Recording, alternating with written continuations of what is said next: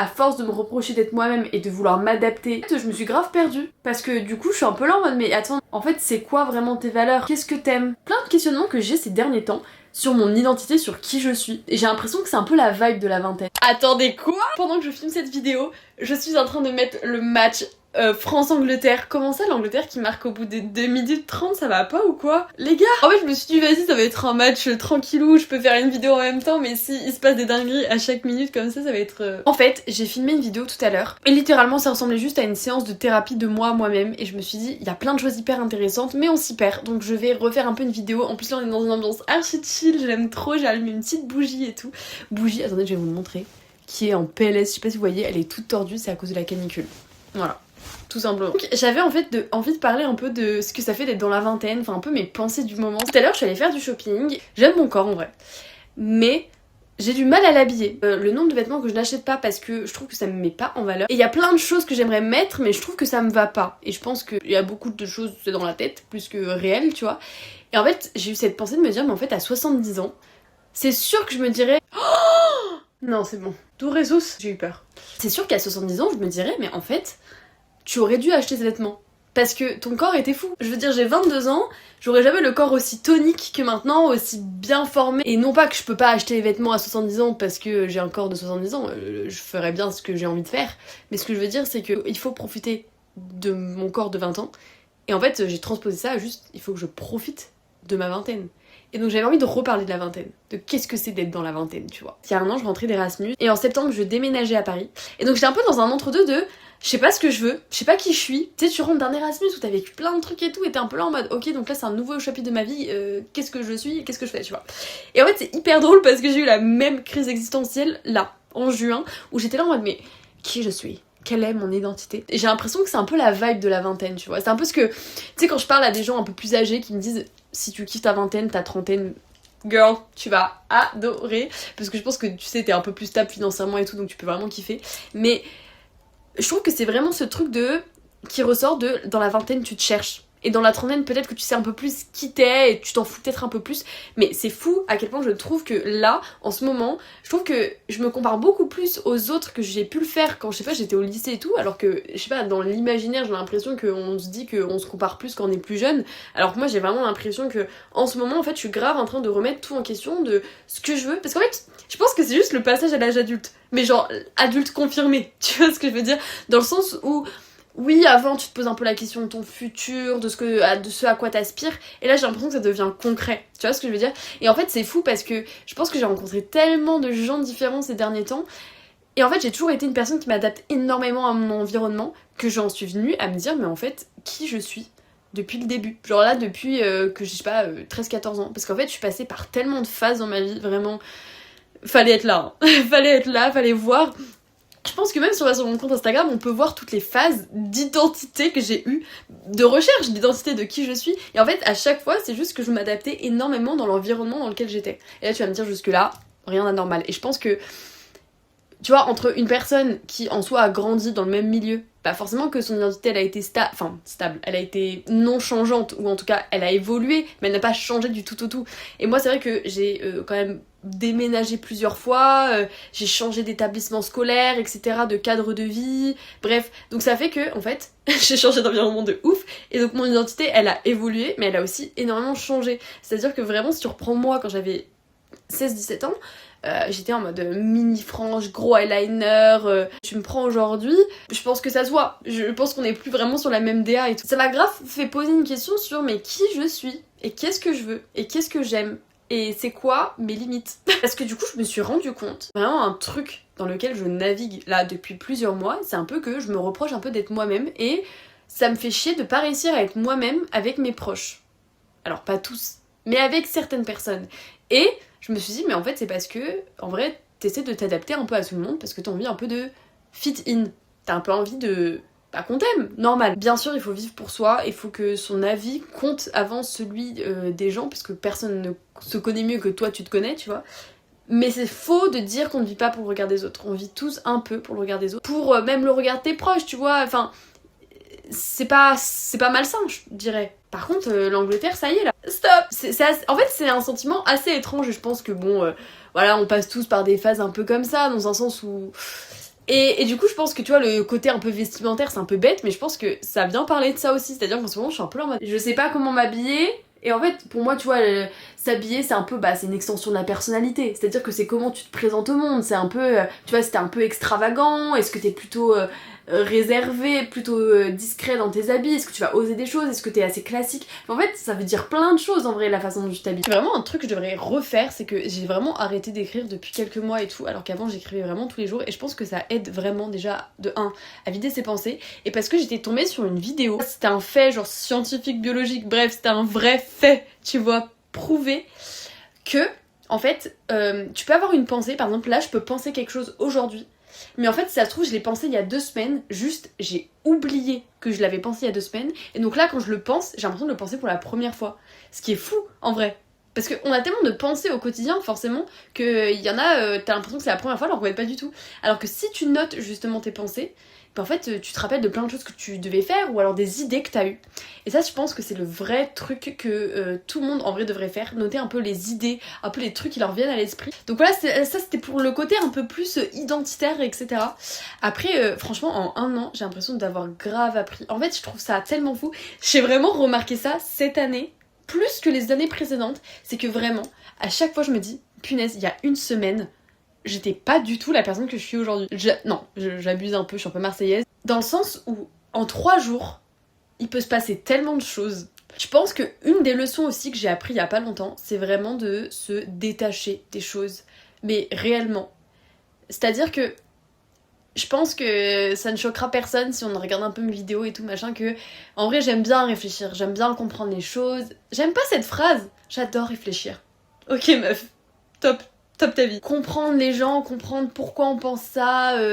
Et en fait le truc c'est que tu peux pas tout comprendre en vrai, et que limite ça peut te desservir de vouloir tout comprendre parce que... Oula Didier qui est pas content. Attendez, j'ai raté un truc. Non. Mais que passo? Ol de passo, rosé. Donc bref, j'aime aller au bout des choses, etc. Mais en fait, parfois, it's not that deep. Vous savez, c'est quoi l'expression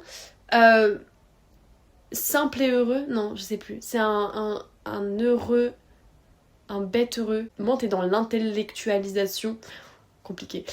Des choses, plus t'es heureux en fait. Parce que juste, effectivement, t'es plus dans le moment présent que plus dans la réflexion et à penser au passé, au futur, à nanana. Alors c'est bien de vouloir tout comprendre, de mettre son cœur dans les choses, mais parfois en fait, donner toute son énergie tout le temps, c'est pas bon en fait, et ça te dessert plutôt que ça te sert.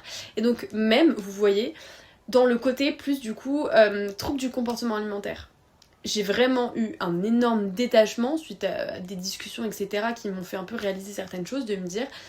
Mais en fait, il y a beaucoup de choses que je voulais expliquer ou que j'avais ancré comme c'est à cause de, c'est dû à ça. De l'expliquer par ça, c'était me rattacher encore à la maladie comme une part de mon identité. Je sais pas comment expliquer. Je sais pas si vous voyez ce que je veux dire. Alors qu'aujourd'hui, j'ai l'impression que justement, et en fait c'est fou parce qu'à partir du moment où j'ai eu ce détachement de mais en fait je peux pas tout expliquer, ça appartient au passé en fait. Ça appartient au passé, ça fait plus partie de mon présent. Et moi j'étais dans ma tête, et encore aujourd'hui en vrai, parce que c'est une maladie mentale, pour moi ça sera toujours une petite partie de moi. Tu vois, il y aura toujours un petit truc qui fait que le corps, l'alimentation, ça sera toujours ma corde sensible. À partir du moment où je me suis dit, mais en fait, arrête de vouloir tout expliquer par ce que t'as pu vivre, juste face à autre chose. Je l'extrapole bien évidemment. En fait, je sais pas, je me suis grave détachée de ça. Et du coup, ça fait que là, j'ai une super relation à mon corps. Comme je l'avais pas été depuis très longtemps. Et pour autant, je suis à un poids que j'ai pas atteint depuis des années, tu vois. Et je sais que j'ai pris du poids depuis septembre. Mais aujourd'hui, je m'en fous, je crois. Et profondément, j'aime mon corps comme ça. Je suis pas en recherche d'avoir un corps mince et maigre dans un monde qui pourtant le prône tous les jours, tu vois. Bref. Et donc, ce que je veux dire par là, je l'applique vraiment à moi, mais si je dégrossis le truc, en gros, le message que je vais repasser, c'est que c'est facile de se rattacher à un diagnostic et du coup, de construire son identité ou de se rattacher à ça. Dans le diagnostic, il y a quelque chose de très rassurant, c'est-à-dire que tu peux expliquer ce qui t'arrive et comment t'agis par un mot, par quelque chose, tu vois, c'est concret. Et donc tu peux expliquer ça aux gens, encore une fois, ou même à toi-même. Tu vois, je pense que plein de gens qui sont dans l'errance médicale, mais que ce soit mentale ou physique, tu vois, imagine t'as une douleur au genou et tout le monde te dit mais non, t'as rien et tout machin. Le jour où on pose un diagnostic sur ce que t'as au genou, t'es hyper rassuré. Et en fait, tu te rattaches à ça. Et le problème, c'est que se rattacher, certes, ça te rassure, ça te conforte, et là en mode, ah, ma douleur est légitime, mais par contre, du coup, tu vas expliquer plein de choses et tu vas te reposer sur ça. Et je trouve que moi, c'est un peu ce qui s'est passé avec les troubles du comportement alimentaire. C'est-à-dire que savoir que ça, c'était ça, que certaines pensées, certains mécanismes venaient de là, bah en fait, du coup, j'expliquais beaucoup de choses par ça. Alors qu'en fait, ok, je vais vous expliquer une situation qui s'est passée et vous allez peut-être mieux comprendre aussi. J'étais, donc il y a quelques mois, j'étais au bar avec ma meilleure pote. Et en gros, bref, on buvait un verre et tout, et je commence, et en fait, j'avais faim. Et donc je regarde la carte et tout, et en vrai, il y avait, je sais pas, des burgers, des petits tapas, vous avez, mozzarella sticks et tout, mais ça me donnait pas du tout envie, tu vois. J'avais plus envie d'un plat de pâtes, enfin bref, on s'en fout, j'avais pas envie de ça. Et en fait, dans ma tête, j'étais un peu là en mode, punaise, mais est-ce que j'ai pas envie de prendre un burger parce que j'ai peur de prendre du poids, et du coup c'est les restes de mon anorexie, mais en fait, une personne normale, elle aurait pris un burger, en fait, si elle avait faim. Donc en fait, peut-être qu'il faudrait que je prenne un burger parce que j'ai faim et j'ai envie de rester à ce verre, et si je mange pas, je vais pas avoir d'énergie. Donc là, je commence à partir dans des pensées, vous voyez, ça... Voilà. Et heureusement, j'ai une meilleure amie, Alexia, je t'aime, qui est absolument incroyable, et donc toute pensée que j'ai, je peux lui expliquer, elle saura l'intercepter, tu vois. Et donc, je commence à lui expliquer tout ça, exactement ce qui se passe dans ma tête actuellement. Et elle me dit, mais tu sais, Blandine, tu peux pas tout expliquer par ça. En fait, t'es juste humaine. En fait, là, la réflexion que t'as, c'est juste être humaine. Et là, donc elle me dit, par exemple, elle, la semaine dernière, elle était au bar, pareil, au même bar, et en fait, aussi, elle avait faim, et il y avait plusieurs gens, donc ils ont commandé quelque chose, mais en fait, c'était pas forcément ce qu'elle avait envie de manger. En fait, si elle avait eu le choix, peut-être qu'en fait, elle aurait attendu et qu'elle aurait mangé chez elle quelque chose qui lui convenait plus, mais bon, là, c'était le moment, les gens avaient commandé et tout, donc elle a mangé ça. Mais elle m'a dit, mais en fait, là, ce que tu as expérimenté, c'est pas les restes de tes troubles du comportement alimentaire, c'est peut-être parce que là, t'as juste pas envie d'un burger, et c'est juste être humaine. Et en fait, déjà à ce moment-là, ça m'avait fait un petit déclic. Puis ensuite, c'est vrai que la semaine d'après, j'ai eu une discussion qui a fait que j'ai compris qu'en fait, effectivement, j'essaie beaucoup d'expliquer certaines choses, certains comportements, où j'avais peur d'avoir encore des mécanismes de pensée de mes troubles. Mais du coup, en fait, en ayant cette peur, ça me rattachait à eux. Et en fait, juste comprendre ça, ça a été de me dire, mais en fait, ouais, je suis juste humaine. Donc si j'ai pas envie, et je pense que je sais pas si des gens vont se reconnaître dans ce que je vais dire, mais en fait j'ai moi eu beaucoup ce sentiment de quand je guérissais de l'anorexie, il fallait que je prouve que je suis normale. Parce que en fait j'ai beaucoup fait ça de mon côté, c'est-à-dire que mes proches, quand j'ai guéri, il y avait mes parents qui étaient là et qui étaient au courant et tout, mais mes amis, bon je pense que dans un sens t'es au courant parce que ça se voit physiquement, mais j'allais au crous avec des gens tous les midis, sans pour autant exprimer ce qui se passait dans ma tête. Donc j'ai toujours un peu fait en sorte de paraître normale. Donc en fait, dans ma tête, je pense que, tu vois, donc même quand ça me faisait peur, je l'exprimais pas aux gens autour de moi, tu vois, parce que je voulais paraître normale. Non, mais je suis une personne comme vous, je mange comme vous et tout. Et donc je pense que j'ai toujours été un peu dans ce truc de... Est-ce que mon comportement est normal, et devoir prouver qu'en fait je suis normale. Donc par exemple, moi si je suis avec une personne qui, je sais, l'alimentation c'est un sujet sensible, j'étais là en mode je vais pas prendre une salade parce qu'il faut que je montre que je suis en train de guérir. Alors qu'en fait si ça se trouve j'avais juste envie d'une salade, mais pas parce que dans une volonté de perdre du poids, mais dans une volonté de j'ai envie de manger une salade, un truc frais. Anyway, c'est vrai que j'ai pas mal digressé, mais tout ça pour dire que du coup j'ai un peu eu ce truc de... Ok, là, je le base sur les trucs du comportement alimentaire, mais tout de même, je pense qu'il y a un peu ce truc de, du coup, tu sais, quand tu passes de l'âge adulte, il y a un peu ce truc de, t'as construit, du coup, une identité ou des choses que t'aimais, et en fait, là, c'est un peu la remise en question de, mais en fait, ce qui a été vrai à un moment n'est peut-être plus vrai maintenant. Par exemple, j'aime énormément ça, ou je suis passionnée de ça, et en fait, limite en avoir fait une part de mon identité, c'est-à-dire que les gens me connaissent parce que j'aime ça, alors que peut-être aujourd'hui, c'est plus vrai. Ah, ça aurait été beau. C'est pas grave mon babs. Prochaine fois. Un exemple concret qui je trouve arrive souvent. Par exemple, tu grandis en disant je vais devenir avocat. Ok, je vais faire ça de ma vie. Et en fait, t'arrives à tes études de droit, tu vois, t'es là, t'es en mode mais en fait peut-être. Je le suis tellement rentrée dans la tête que ça faisait partie de mon identité, que c'est ce que j'aimais, que c'est ce que je voulais faire, que je me suis jamais reposé la question de est-ce que c'est vraiment ce que je veux faire. Et donc j'ai l'impression que là dans ce passage de l'âge adulte, et que quand je remets un peu tout en mode mais qui je suis, qu'est-ce que je veux et tout, c'est un peu aussi sur dire j'ai des acquis, j'ai pensé être quelqu'un à un moment. En fait c'est que j'entends les gens, je sais pas si vous entendez, j'habite dans une rue où il y a plein de bars et tout, de réseau. Non, c'est folie ce qui se passe. What the fuck. Je suis un peu choquée. Je sais même plus ce que je disais du coup. Je me souviens avoir regardé un TED Talk, mais vraiment il y a quelques années. Et le mec disait, il faut pas prendre les choses personnellement. Et ça c'est vraiment un mantra que j'ai, mais depuis toujours. Où du coup en fait tu vois quand quelqu'un s'énerve ou quoi, faut pas prendre les choses personnellement parce que en fait souvent ça vient dire quelque chose chez eux.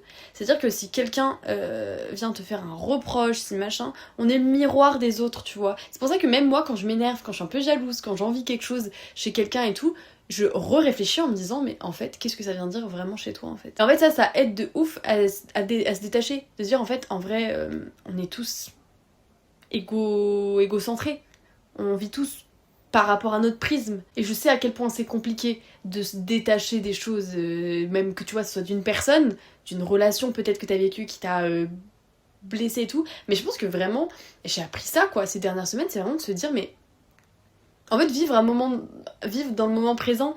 Et vraiment, je pense que depuis Paris, je suis beaucoup plus dans le spontané. Je pense parce que la vie est tellement à 1000 à l'heure que t'as moins le temps de te poser pour penser à après. Et surtout, j'ai été une personne hyper nostalgique. C'est-à-dire que moi, j'étais hyper attachée à mes photos d'enfance. J'étais beaucoup dans ce truc de, tu vois, regarder mes photos avant, quand je sais pas, quand j'étais au collège, lycée et tout. Et être nostalgique de cette période en me disant, punaise, j'ai envie de la revivre, tu vois. Et aujourd'hui, plus du tout. Je regarde ces photos et tout, mais j'ai un énorme détachement aussi par rapport à ça. Genre, c'est fou parce que, en fait, je crois que maintenant, je regarde un peu mes photos, je suis un peu là en mode. Mais toutes, tu vois, de mon enfance, de machin, je suis en mode, ça me paraît si loin, j'ai l'impression d'être si différente et tout. Et dans un sens, je crois que c'est pas plus mal, c'est cool d'avoir un peu de nostalgie, et c'est bien la nostalgie en vrai comme sentiment, mais être trop nostalgique, c'est ça qui m'a aussi, je pense, plongé dans un mal-être profond à un moment. Et donc ouais, en fait, se détacher, c'est aussi vraiment vivre dans le moment présent et c'est trop cool. Très très sympa. J'ai presque plus de stockage, du coup je vais m'arrêter de parler ici, mais j'ai trop aimé, ça m'avait trop manqué de parler, de faire des vidéos et je vous assure, c'est vraiment un truc que j'ai vraiment envie de reprendre et je sais que je le dis souvent et que souvent on dit des choses, ouais je vais reprendre ce que j'aime et tout, mais vraiment le faire en fait. Et j'ai vraiment envie de retrouver cette part de moi hyper créative que j'ai en vrai perdu parce que la créativité en vrai ça se nourrit, tu vois, je pense on reste toujours créatif mais on peut perdre cette créativité. Bref, je pars dans un autre débat, c'est pas du tout ce que je voulais faire, mais tout ça pour dire que j'ai vraiment envie de reprendre ce côté plus artistique, plus vidéo, mais peut-être même plus parler, tu vois, un peu plus de podcast parce que j'adore ça en vrai et que c'est ce que j'écoute tout le temps, c'est vraiment le contenu que je consomme. Et vous voyez, une créatrice de contenu que j'aime beaucoup, c'est Clara LLE. Je sais pas si vous voyez. Voilà, peut-être que vous connaissez, peut-être que vous connaissez pas. Et c'est une fille qui a 19-20 ans. Voilà, enfin qui a à peu près mon âge. Non, du coup, elle va avoir 21. Bref, on s'en fiche. En fait, dans ses vidéos, c'est un peu vlog, mais c'est aussi un peu toutes ses réflexions que je trouve hyper pertinentes. Tu vois, bon, elle parle très librement des relations, de ses relations amoureuses, de ce qui se passe dans sa vie, etc.